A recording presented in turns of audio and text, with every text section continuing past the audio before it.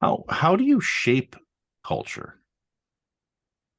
Yeah, so first, it's to take a moment and look at the culture that you have. And I have a three-part model in my book, and this one is called Watch It. And part of shaping culture is looking at what exists at this time. And it includes walking around, that's the W, asking, seeking, exploring, being comfortable enough to ask people, how are things going? What's going well? What suggestions you have? The T of watch it is take in feedback. The C is clarify and understand. Make sure that you are being open, that you say thank you, you don't argue, you don't behave defensively, you H, handle your ego. And based on what you find, inspire a new plan and take charge of growing yourself and the company. So You're listening to the Focus on Customer Experience podcast. Benjamin Del Grosso gives you the ins and outs of one of the most underlooked aspects in business today. Improve your customer service and watch your business skyrocket. 2, 1. Now, here's your host, Benjamin Del Grosso. Hello and welcome to the show. Today we have Dr. Shahrzad Nooravi is an organizational psychologist, master certified coach, and a principal of strategy meets performance, a leadership consulting firm that partners with leaders of mid-sized to Fortune 500 organizations to help them create engaging, innovative, and productive cultures. She uses her 20 plus years of experience in learning and development, change management, team building, coaching, and employee communications to connect strategy and performance in multicultural and international settings. Her clients describe her style as candid, inspiring, and empowering. Her book, A Powerful Culture Starts With You, just came out. It empowers leaders to be change they want to see in their organizations. Rated #1 new release in the category of workplace culture and bestseller in the category of business coaching. This guide presents case studies and actionable steps leaders can take to strengthen their leadership and culture. Welcome to the show. How's that for an intro? that was great. Thank you so much. It's great to be here this morning. Yeah, this is awesome. So let's dive right in. Why don't you tell us a little bit about your backstory of how you got to here? Yeah. So I always wanted to be in a helping profession, and I studied psychology. And at that time, the path was clinical psychology. And I knew I'm the type of person that likes to make change in a system and across groups. And I added journalism, and it was along the path of corporate communications when I worked for a HR consulting firm that I discovered there's a psychology side to business. And once I made that discovery, there was no going back. And I worked for different companies, helping them strengthen their leadership, the talent management, and how they grew their people and promoted them. And after some years, I decided to go out on my own. And so in 2010, I launched Strategy Meets Performance. And I've been coaching leaders and working with senior teams since that time to make them really powerful, walking the talk, and places where people love to work. Yeah, that's great. We were talking a little bit off camera about I was telling you about how I've worked for so many places that go and they put these values up on the wall, and they talk about how, oh, is that respect? Oh, are we doing humility? Are we doing these things related to the values? But the boss never lives by them. You know, what is something like, how do you coach these difficult bosses? Yeah. So first, one of the things that employees want the most is to see their leaders walking the talk. They say, be great with customers, give them your all, have integrity, be kind to one another. that sounds so great. And like we were saying, it looks so great on the walls, on the website. And the question really is that who you really are? And oftentimes it's like, that's what's above the surface, but what's below the surface is something so different. And when leaders are open to working on their culture, they will discover the great things that have gotten them there. And then if they're able to handle their ego and be patient, they'll learn, because employees who are doing the work, they are up close with the customers, they're going to have a lot to say about what could be better, about how they're working with customers, with one another, about the leadership. And with a little bit of openness and curiosity, you could transform your organization. And so the one thing I say anytime I'm introduced to someone who wants to improve the symptoms, maybe there's turnover, maybe the customers aren't happy. The one thing I say is, do you have openness that perhaps some of this is stemming from your leadership, the great things, and then maybe not the great things? And when they say, I want to be part of the change, I know it's a good fit and the future is bright because they'll be ready to do the work. Yeah, no, employee turnover, I find, is always a very big indicator of what's going on within that organization. So if you're going to work at a place and it's like, why are they rotating through employees every 3 to 6 months? Yeah. You might wonder what's going on within that culture that's causing everybody to leave. I mean, I've been in a position where I've had to create the culture within the company because the ownership group never really actually set the expectations. And I would have employees with me 6, 7, 8, 9 years later. And there were some people who did leave, and there's some people who just didn't work within the culture. But we were talking off camera about what did you call me? Somebody who was culture guardian. So culture these guardian. are people who see what's wrong, who really care, and start taking steps to bring that culture alive, to create a workplace where people feel comfortable coming in. They have the tools they need, they have the encouragement they need.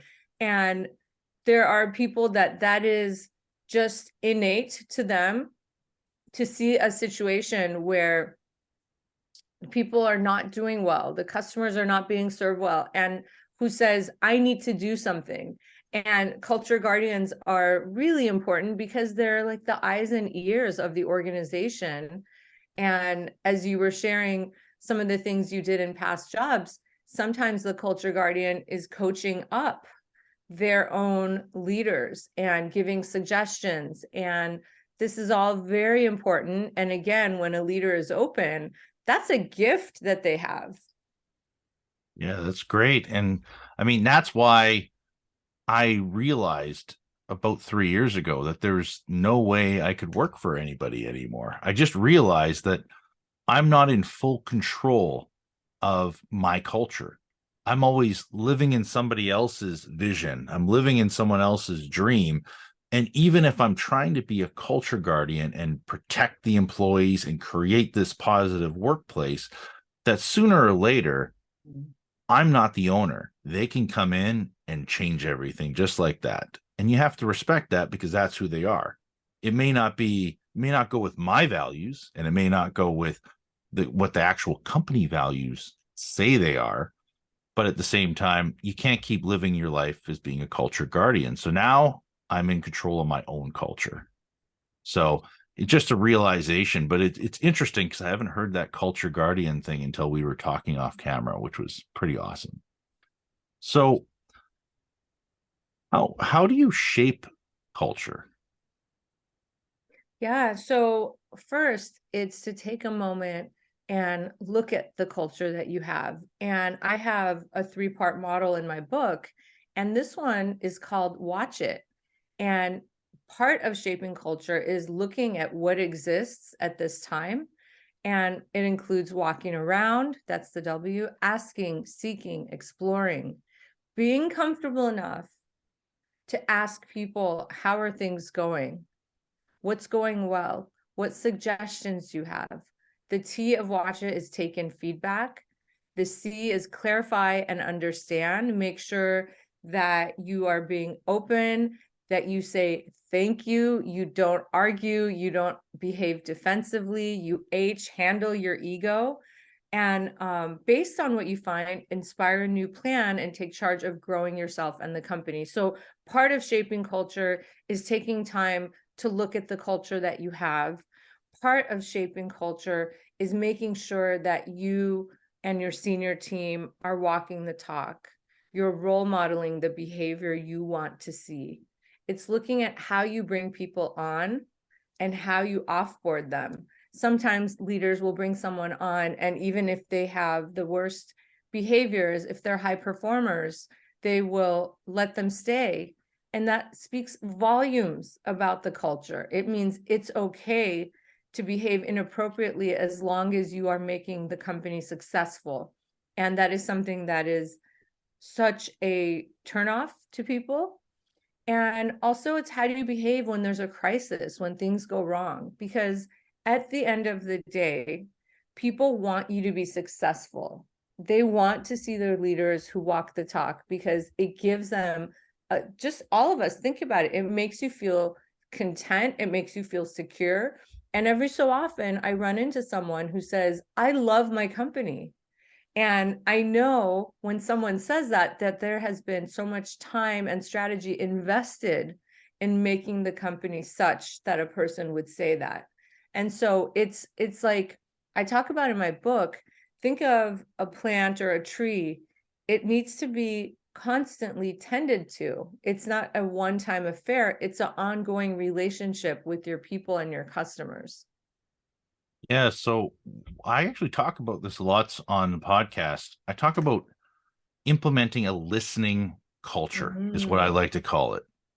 So I always talk about how you want to listen to your staff, you want to listen to your customers, you want to listen to what everybody is saying around you. It doesn't mean that you have to go and, somebody thinks we should be closed Saturdays, so we should just be closed Saturdays now because one person thinks that. No, it doesn't mean that. It just means that you need to be open, like an open door policy, like a lot of people do say.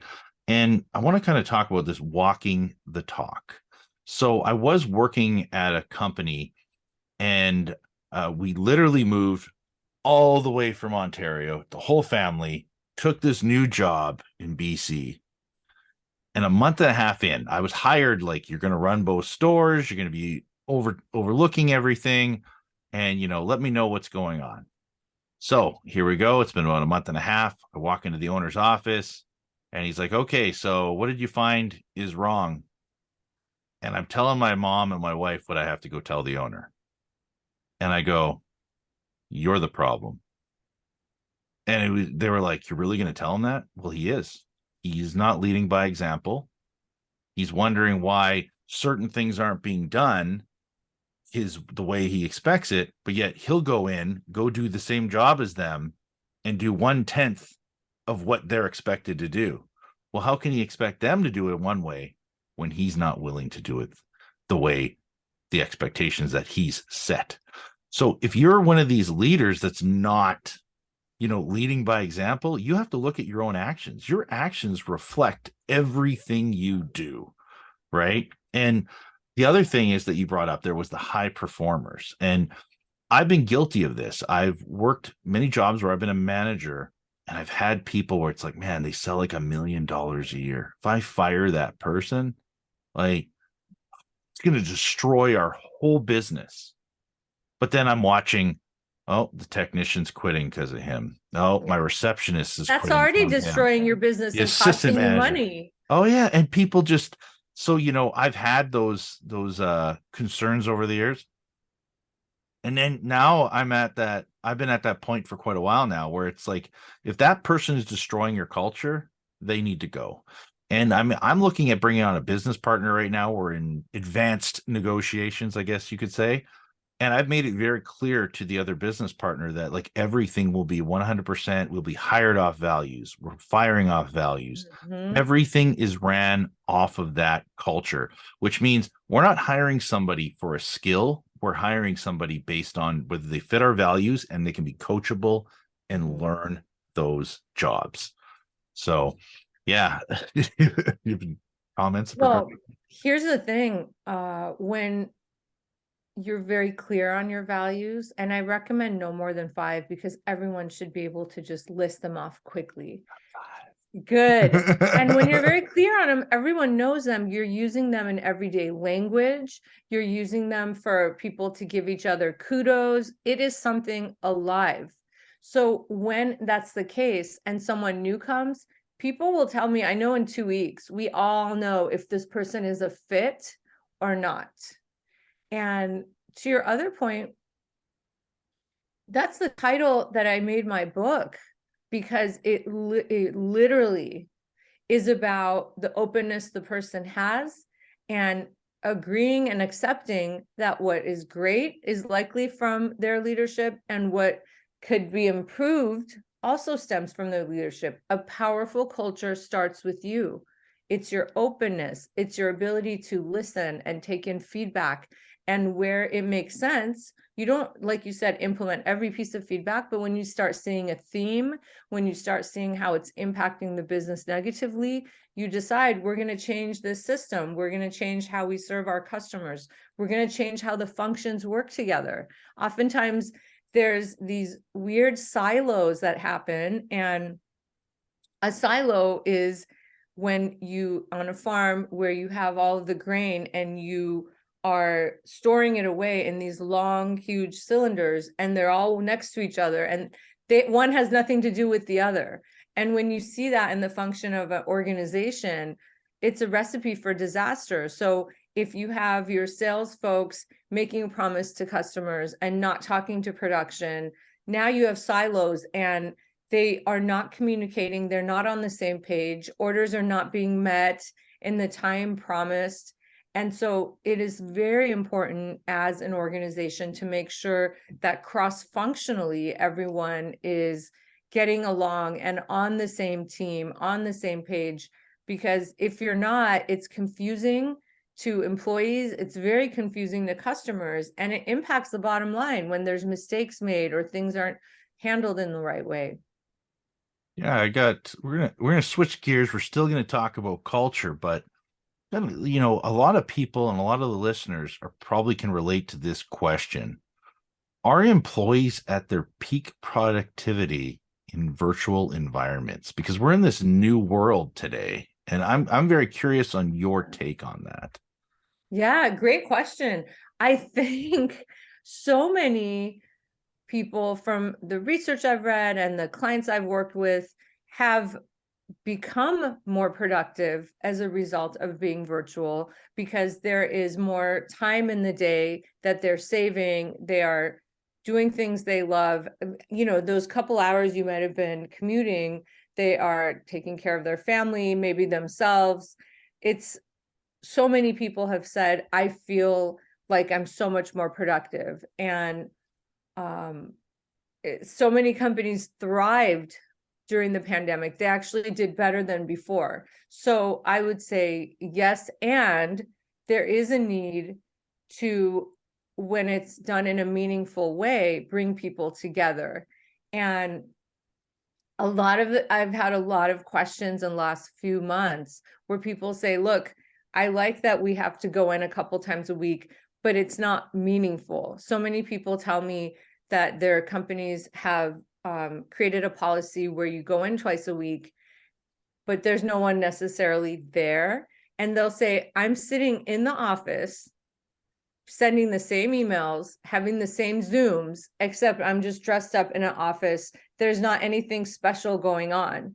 And I've been giving a lot of talks on how can you make those times where you bring people in really meaningful. For example, bring them in as a team. Let's just say it's once a week for a moment. And in that time, have a couple hours where they are using the time for brainstorming, for problem solving, team building. There's so many things that will really engage them and make it fulfilling when they're all there together, versus just having, you guys have to come in twice a week. People don't like it when things don't make sense. And I think for the most part, people are reasonable. And as long as they're is attention and planning to their being there, they will be much happier about it versus just having to show up because the company feels like we need people to show up. Yeah, no, I see both sides of the coin. I see some people who I know are kind of just at home and they're probably not even putting in 4 hours worth of work a day, right? But then I also see the flip side of the coin where there's a lot of people that would normally commute like an hour, hour and a half one way, an hour, hour and a half home, and they're like completely ecstatic because they can put in 8 hours. Sometimes they even put in an extra hour of work, right?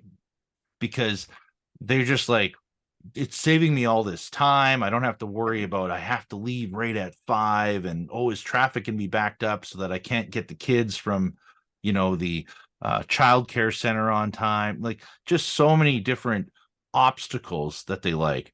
But at the same time, I do believe that even if you are virtual, some of the stuff we get coached on is they do a monthly and a quarterly meeting where they literally fly in all their all the people who are working virtually will actually fly in and come in and they all group together so that they're building that team energy. Yeah. So it's not just over Zoom, you're shaking hands, you're hugging, you're breaking bread together, right? That's a big thing.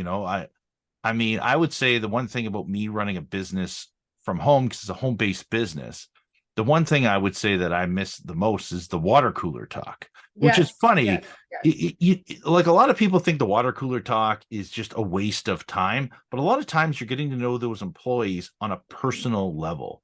You're finding out, oh, you went snowboarding. Really? You went snowboarding? I didn't know you went snowboarding. And you're having those conversations. And next thing you know, now you're tying that into your management. Like, hey, the next morning they come in or a week after the weekend, you say, hey, did you go snowboarding again? Yeah, I did. Which hill did you go on? And you're having a conversation. Oh, here's your job for the day.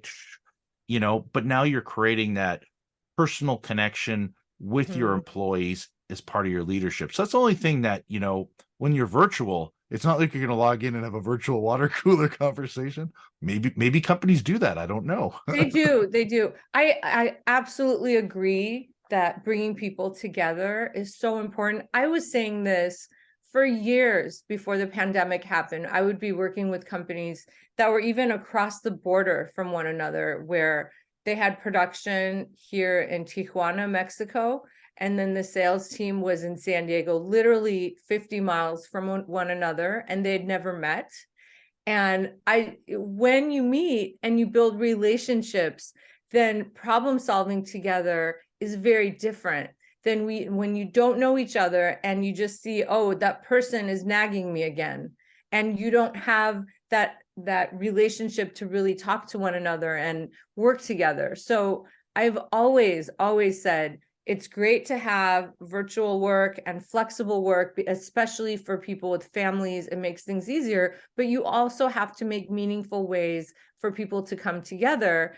And I would be remiss if I didn't share how important it is for accountabilities to be crystal clear. So if people are only working a couple hours a week, what that tells me is that the work has not been clearly defined and the timelines have not been clearly defined so that it matches what the person is supposed to be doing in a certain amount of time. And, it does depend on your view on people and how much you believe that they want to work. There's theory X, which believes people don't really want to work. They do it because they have to. And there's theory Y, which is people intrinsically want to produce and learn and grow and create.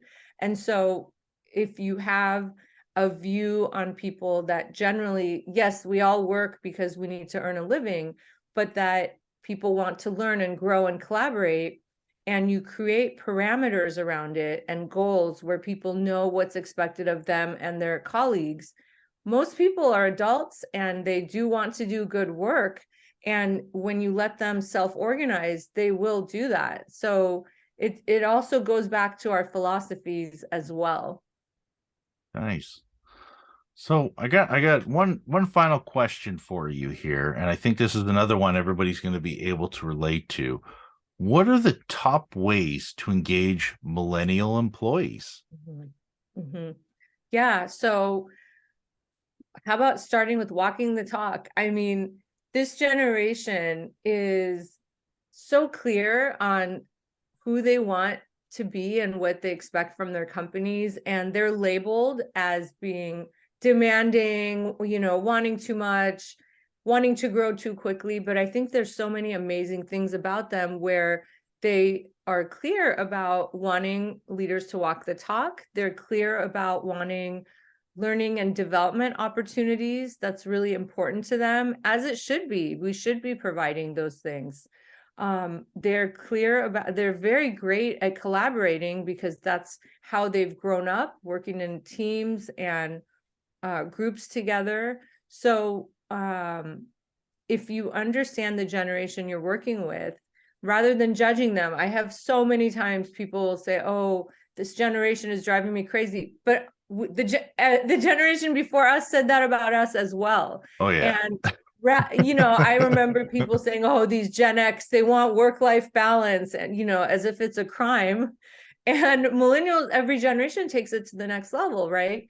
And they want feedback. That's another thing that's really important.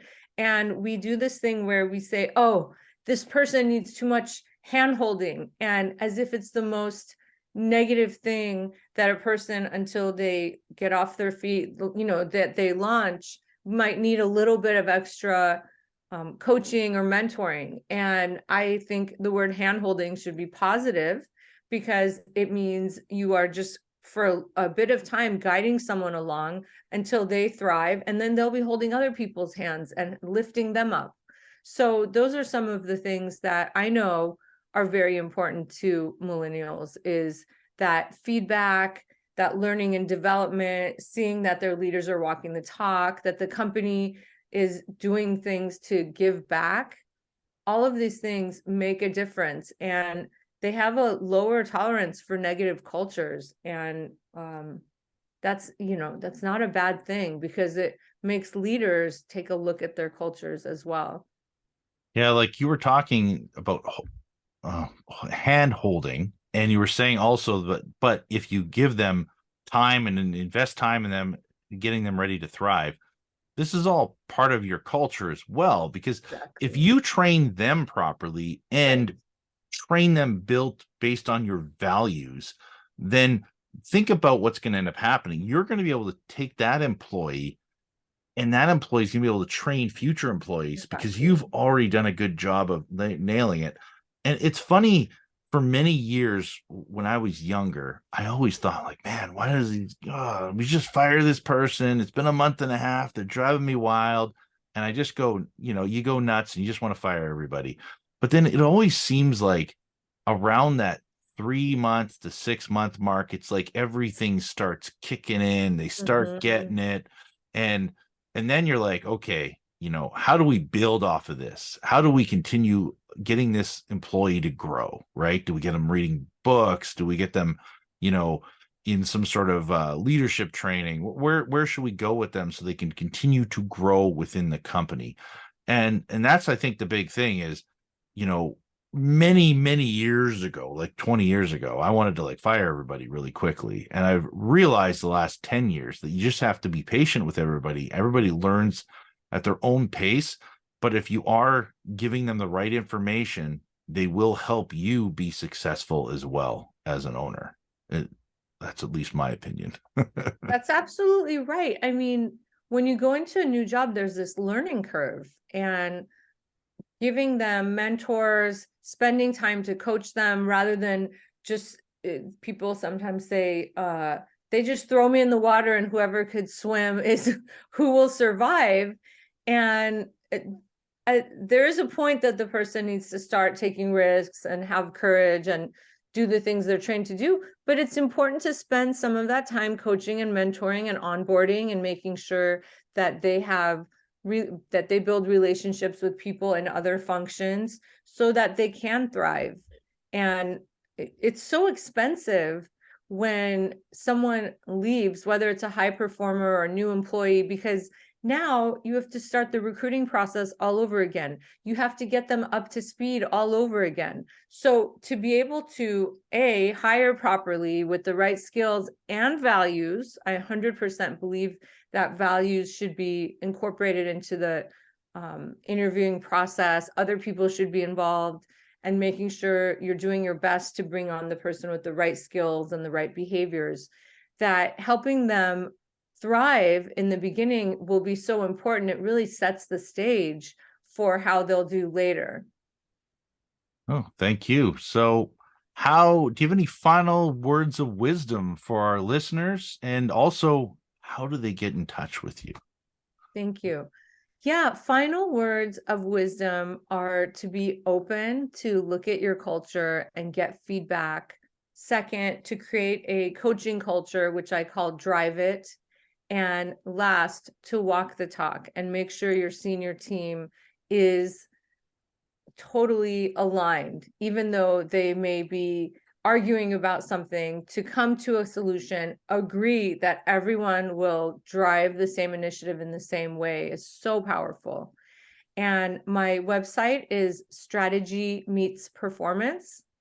And my that's probably the best way. My email is Shahrzad, SHAHRZAD @strategymeetsperformance.com. Yeah. And how do they get your book? Where's it available? Oh, thank you so much. So it's available in every form that you can think of. The title is A Powerful Culture Starts With You. It's available hardcover, softcover, ebook, and Audible. I sat in a sat in a studio and created the ebook. The audiobook, because 1 out of 3 people like to listen to their books. Wow. Yeah, that is a very tedious process from what I've heard. So it was a long week, Benjamin. But thanks for coming on. I really appreciate your time today. My pleasure. This was wonderful, and it was great hearing about your experiences as well. Thank you.